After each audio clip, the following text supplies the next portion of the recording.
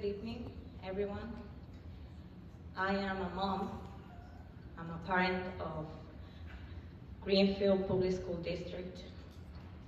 My name is Daniana Bisono, and I also serve as a peer ambassador for the Community That Cares Coalition, and I am a policy council member of Community Action Pioneer Valley Head Start. I'm here not only for my own family, but also to represent Afro-descendant communities, women, immigrants, Latinos and Spanish-speaking people, homeless families, and families experiencing poverty. And I need you to pay attention to this conversation.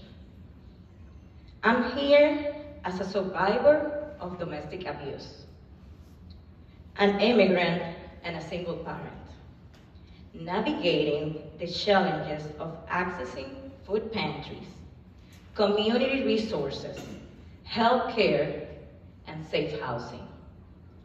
My child, that I'm pretty sure everyone in here have listened to him in the back, clapping, making noise, and smiling, laughing very loud because he's having fun.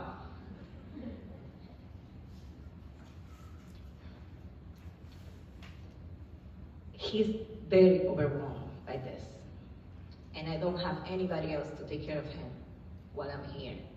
So I'm sorry if you're uncomfortable by his noise. I do apologize.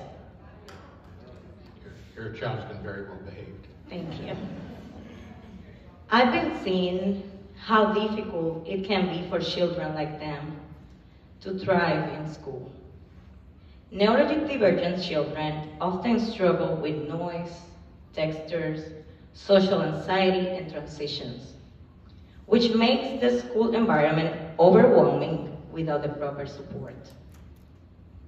A comprehensive evaluation for a neurodivergent disorder can cost between $3,000 and $4,000, just the evaluation, which is impossible for many families who must help to get access to that, right? When funding is limited, it's not just programs that suffer. It's the emotional, social, and academic stability of our children. Do you understand that? By law, district cannot receive less than $200 per pupil per year.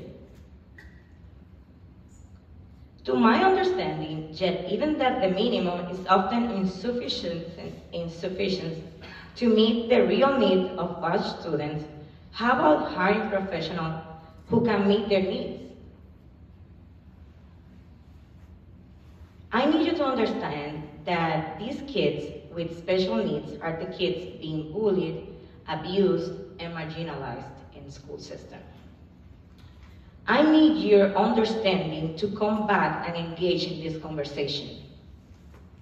I need you to realize that the kids being prosecuted in juvenile court are often the same kids who were not evaluated properly on time, who did not receive the help they needed when they needed it.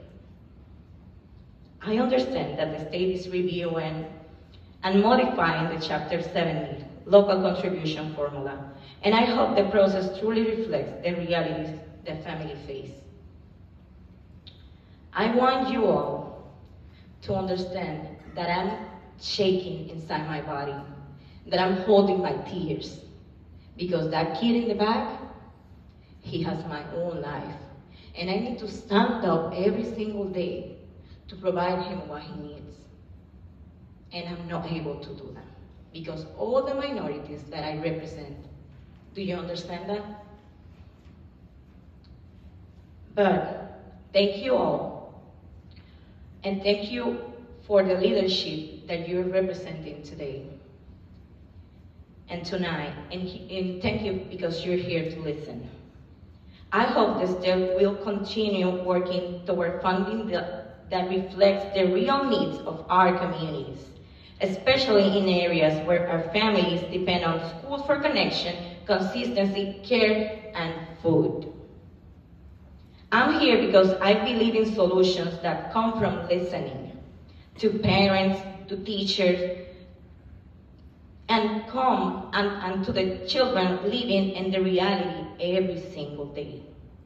Thank you very much for listening and for your commitment with the education. Have a good night. Thank you. Yeah! Woo!